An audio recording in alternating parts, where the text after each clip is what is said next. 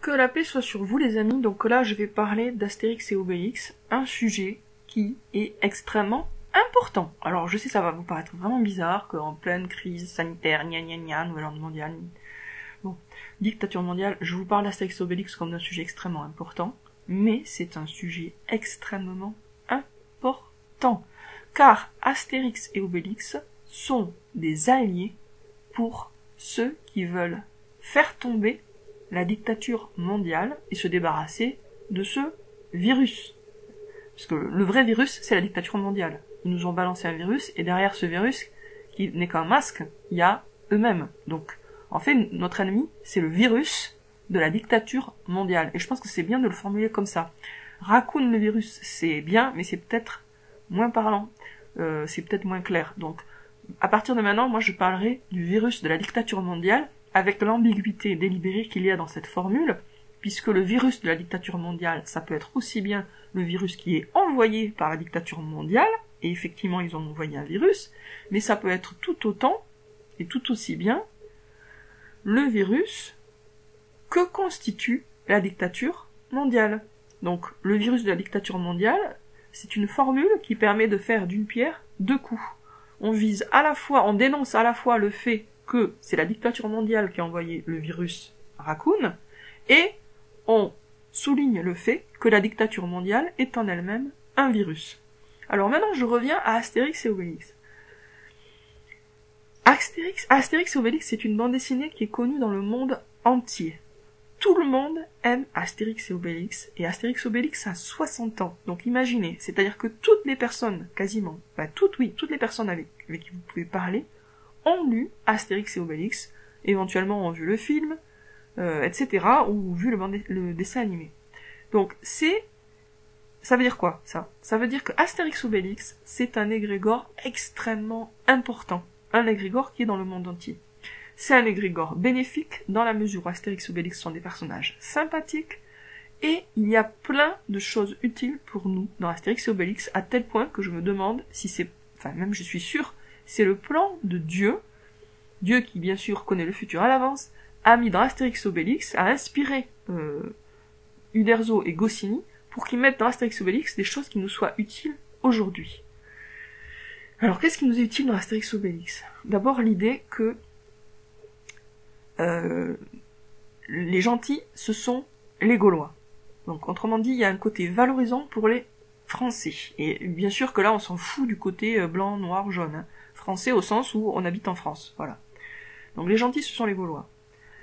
Les ennemis, c'est les Romains qui ont des noms en us, comme Virus. Spartacus, Virus. Donc ça colle bien. Ça colle d'autant mieux, et c'est une coïncidence, une synchronicité incroyable, que dans un Astérix et Obélix récent, il y a un personnage de Romain qui s'appelle Coronavirus.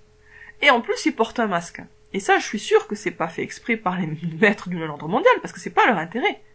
C'est une synchronicité voulue par Dieu et organisée par Dieu.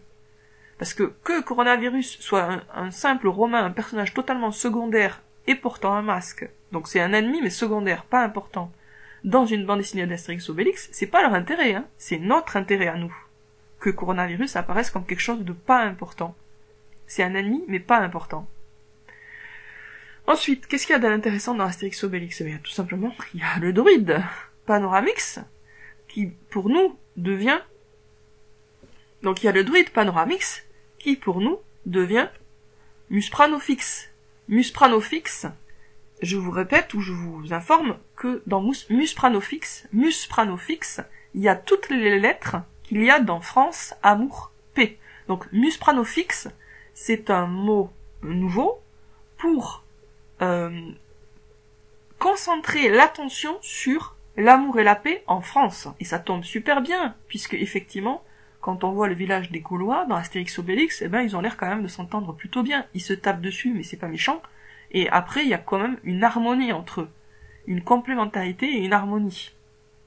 Et c'est ça que nous, on cherche à retrouver, ce qui a été perdu depuis longtemps, la complémentarité et l'harmonie entre les Français, entre les Gaulois, pour sortir de la zizanie qui nous a été envoyée par les Romains, du virus romain. Donc dans Astérix et Obélix, il y a des tonnes de choses qui nous intéressent. Il y a le personnage du sage druide, dont nous devons nous inspirer. par sa sagesse. Il y a bien sûr la potion magique, extrêmement importante.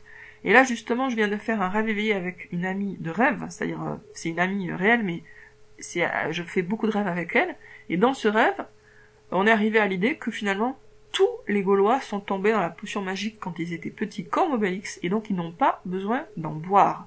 Autrement dit, si on transpose ça dans la réalité, ça veut dire que les Gaulois, les résistants au nouvel ordre mondial, n'ont pas besoin de médicaments contre le virus de la dictature mondiale. Bah oui, ils sont immunisés de base parce qu'ils sont tombés dans la marmite quand ils étaient petits.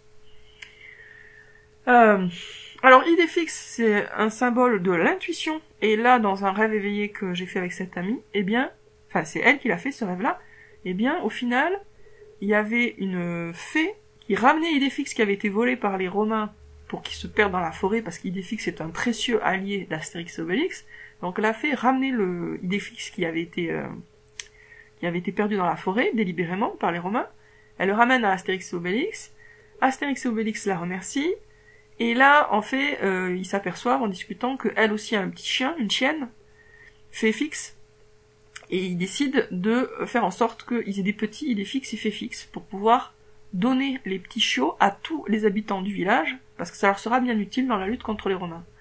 Et donc, la fée s'installe le temps que les chiots naissent dans la cabane